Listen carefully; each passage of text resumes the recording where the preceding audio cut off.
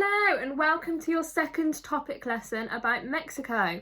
So our learning objective for today is to know where Mexico is located.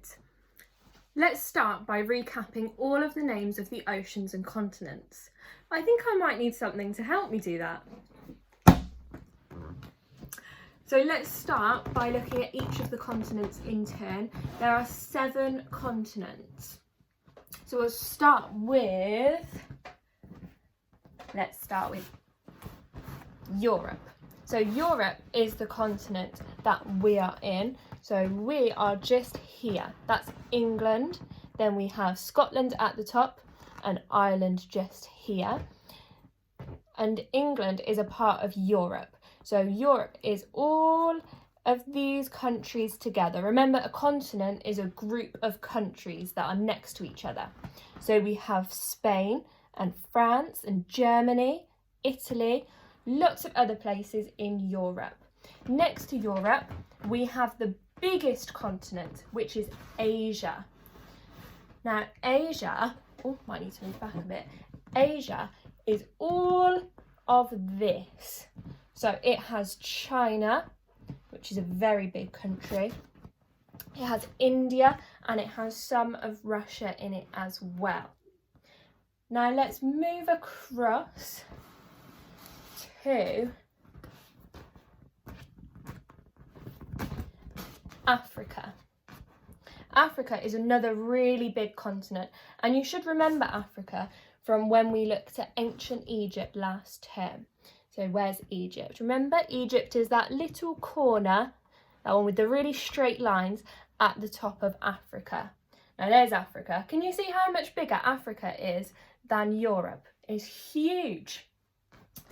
Let's have a look next at North America. So North America is where Mexico is. Now North America is all of this bit. So it has the United States, Mexico is just here, and it has Canada as well. So we've got Canada, the USA, and then Mexico underneath. Can you see Mexico is still a lot bigger than England, even though it looks really small compared to the USA and Canada. Now underneath Mexico, we have South America. Now it's a funny tree looking shaped continent, but that's South America. That's where Brazil is and Peru, and you might have done South America when you learnt about the rainforest. Let's move on to Australia. Now remember, this is the one that looks like a dog's head. So some people will call this one Australasia. Some people call it Oceania. You can call it whichever one you want to. And then finally, right at the bottom, we have Antarctica. It's very cold there. So those are the 7 continents. Remember, Mexico is in North America, which is here. So from about there to there, that is all North America, and Mexico is this bit in the middle. So now let's have a look at the oceans. So there are 5 oceans altogether, and we'll go from the biggest one to the smallest. So the biggest, I hope you can remember this from the song, is the Pacific Ocean. So you can see when I spin the globe around, we have lots of countries and continents here, and we spin it round. All of that blue is the Pacific Ocean. Can you see how big that is? That is a big ocean. The second biggest is the Atlantic Ocean.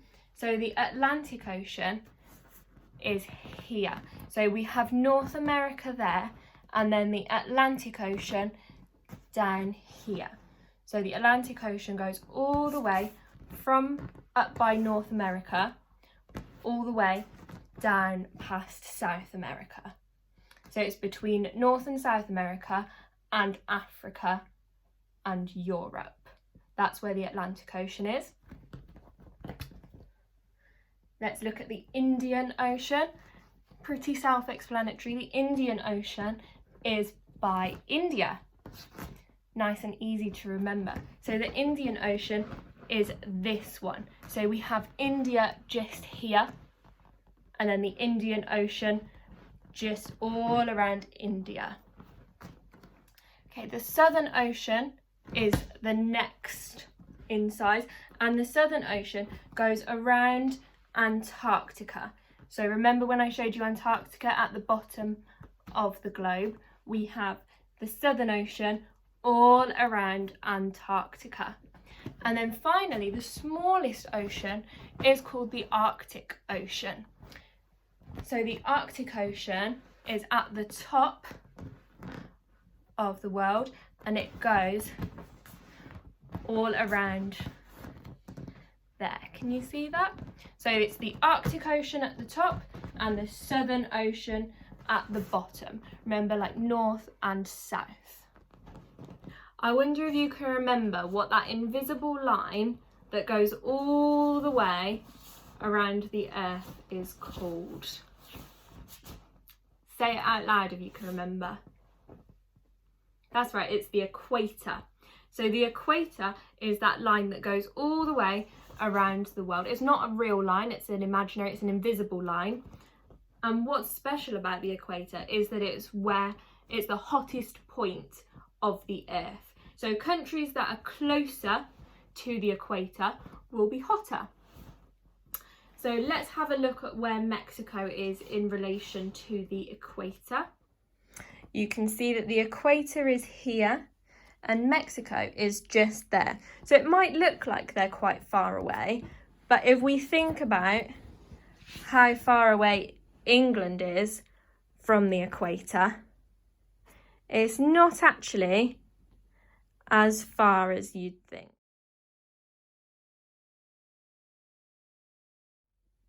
Can you remember which continent Mexico is in? That's right, it's in North America. So remember, we have Canada, the USA, and then Mexico just here. The capital of Mexico is called Mexico City.